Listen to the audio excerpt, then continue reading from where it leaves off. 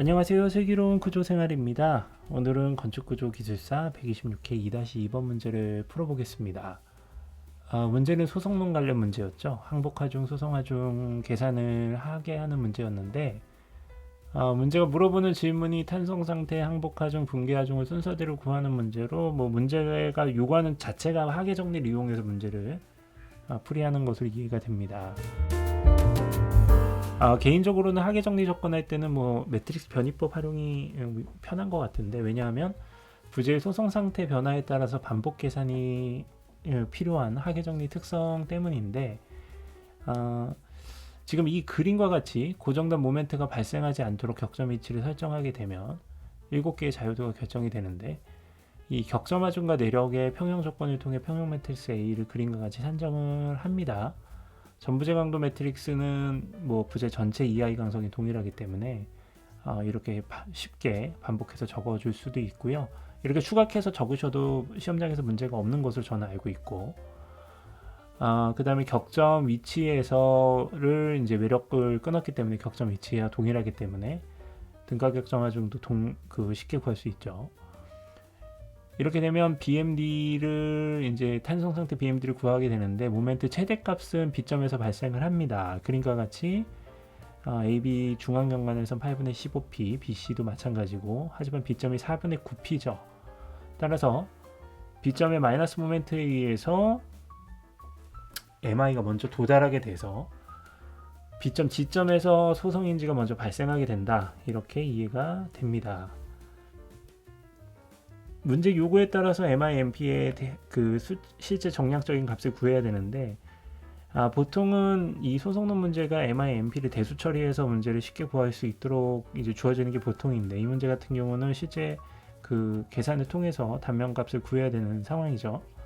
그래서 단면계에서 S를 통해서 MI가 640.75kN이라는 것을 kNm라는 것을 확인을 할 수 있고, MP 값도 쉽게 구할 수 있는데, 항복하중 이후에 이제 응력 상태가 균등하기 때문에 외과 플랜지의 면적을 통해서 우력 조건을 이용해서 문제를 좀 단순하게 해서 MP 값을 구하게 되면 MP 값이 약 700 얼마죠? 네, 746.21kNm가 나오게 되고, 계산 과정이 좀 있었기 때문에 쉐입 팩터를 통해서 문제 오류를 풀이 과정 오류를 살펴보면 I형 단면의 경우 1.15 정도 나오게 되면은 계산 오류는 없는 것으로 볼 수 있을 것 같습니다. 따라서 PY 하중을 계산해 보면 4분의 9 PI에서 MI에 도달하게 되기 때문에 PY는 9분의 4 MI가 되죠.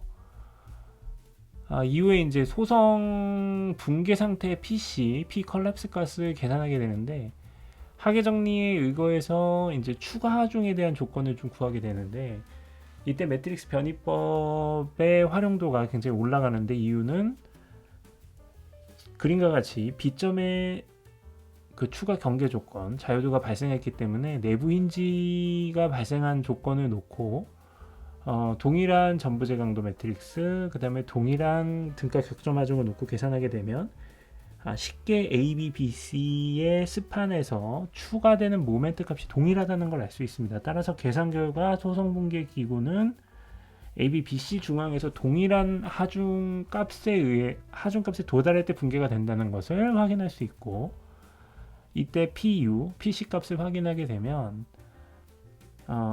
탄성 상태의 모멘트 8분의 15p에 추가 모멘트 3 델타 P를 더하게 되면 소성 모멘트 4분의 9p죠. 9분의 4가 아니고 4분의 9p에 도달하게 되면 MP는 결국 델타 P에 대해서 정리하게 되면 18분의 1 MP가 된다는 것을 확인할 수 있습니다. 따라서 기존의 하중 P와 붕괴 시의 추가 하중 델타 P를 더해주게 되면 P 컬랩스, 붕괴 시의 외력값 P 컬랩스 값은 2분의 1 MP가 된다는 것을 확인할 수 있습니다. 이제 앞서 구한 MIMP를 대수로 구한 이 값에 대입을 하게 되면 PY 값은 284.78kN, PC는 373.11kN이 됩니다. 한편 문제에서 물어보지는 않았지만 항복 이후 각 중앙 스팬의 발생 변이를 한번 살펴보면요. 동일한 하중에서 붕괴가 되기는 하지만 스팸 BC의 항복 소송 이후에 변이값이 굉장히 크다는 것을 확인할 수 있습니다.